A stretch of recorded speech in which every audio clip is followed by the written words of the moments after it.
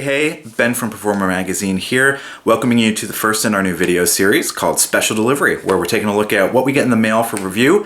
Every week we're going to bring you a new product, unbox it, take you through the features, give you a little walkthrough, give you our initial thoughts before we do our final review, and just let you check out some of the things that we get sent to get our hands on here at the magazine. So first up this week, a couple sets of new Audio-Technica professional in-ear monitors. You may have seen on our site over the past couple weeks, we actually sent these out to a tour test contest winner, Andy Alonso out in California, who's been checking them out, along with some of the bands that he works with as an engineer. I know if you follow MXPX, Mike Herrera got his hands on a couple sets from Andy, so they've been checking them out both in the studio and on stage. So we're going to open up our boxes, give you a peek at what's inside, and tell you what we think. All right, thanks.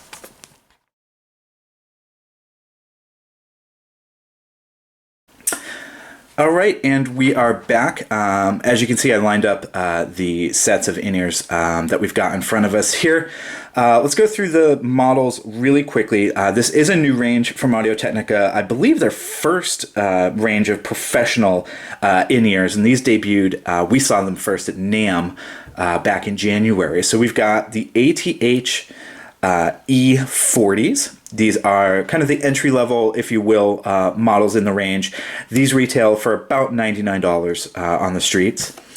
These are the ATH-E50s, the next model up in the line, as you would imagine. A little bit more expensive. These retail about $199. And then finally, these are the flagships of the line. These are the E70s. These actually have 3 armature drivers inside, much higher quality. We'll get to that in a minute, but these retail for about $399. So what we're going to do first, let's open up the 40s.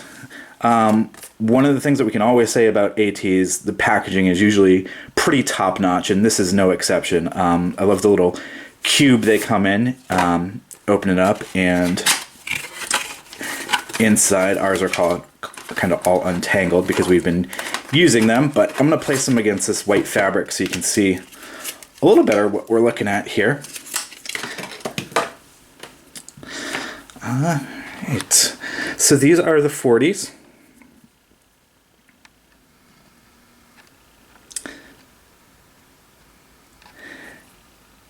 Get a good shot here.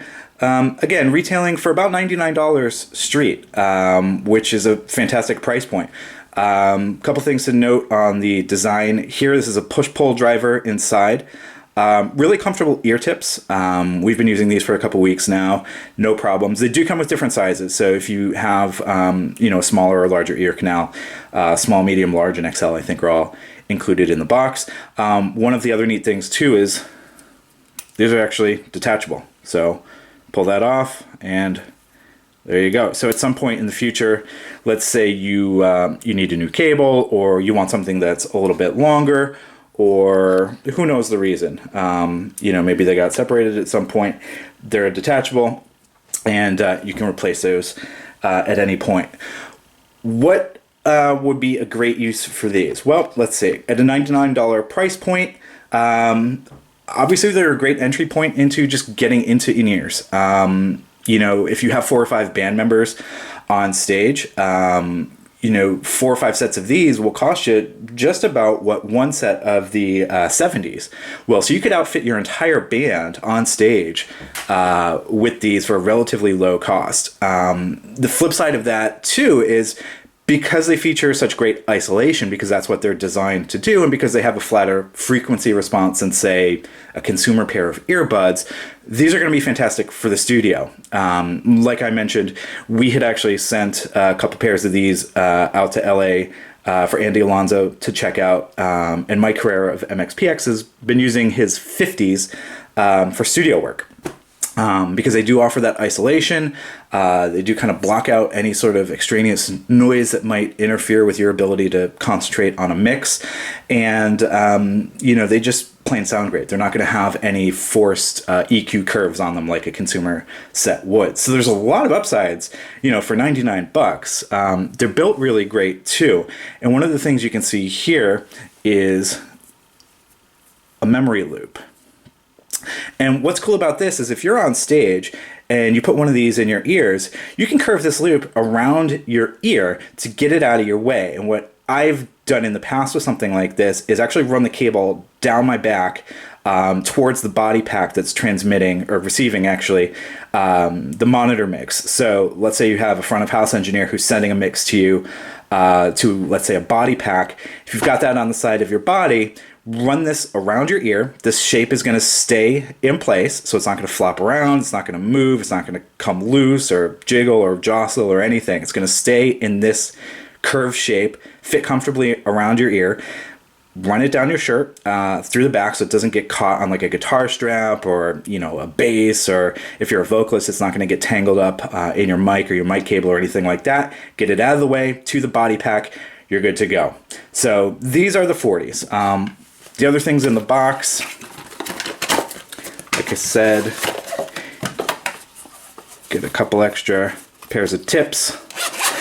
I've been using the ones that come on them because they fit my ears nicely. A couple extra tips.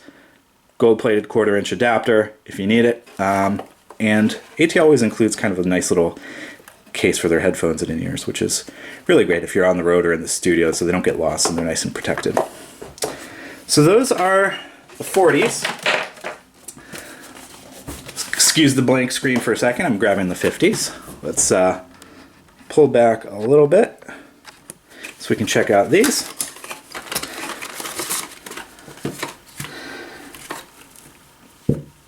All right, so again, these are the 50s. These retail for about $199. So jump in price, but also a jump in features and quality as well. These actually feature a single balanced armature driver. Same kind of memory cable too, so you can loop it around your ears.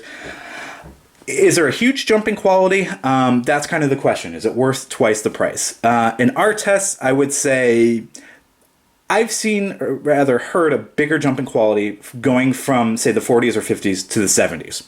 It's almost like a revelation. You know, it's a huge perceived jump across the board, both in quality of the audio clarity, the frequency separation, the sound staging and imaging. But is there a difference between the 40s and the 50s? Absolutely. So if you're outfitting your band and you're on a budget and you want to get maybe 4 or 5 pairs of the 40s to keep costs down, you're going to be in great shape. You know, those are fantastic IEMs, hands down. You know, at that price point too, it's kind of insane what they were able to do. With the 50s costing $199, if you've got the budget to invest, let's say you are really serious about hitting the road, or you're a professional touring band who wants to put, you know, a good investment in your in-ears because that's important to your stage show, then yeah, absolutely make the leap. Look at the 50s or the 70s instead as a big jump up. A little different design, but you know, keeping in line with what the 40s look like. Let's zoom in a little bit. That's too much. Let's see if we can focus. So this is the right. It's upside down now just because that's easier for me to hold. But again, you can see you've got these removable ear tips, again, in case your ear's a little bit different size. And these are removable as well, these cables. So you can go ahead and just pop off. There you go. If you ever need to replace it, or if AT comes out with something maybe longer, or you know, if there's better quality cable that you so desire from them at some point in the future, there you go. So removable.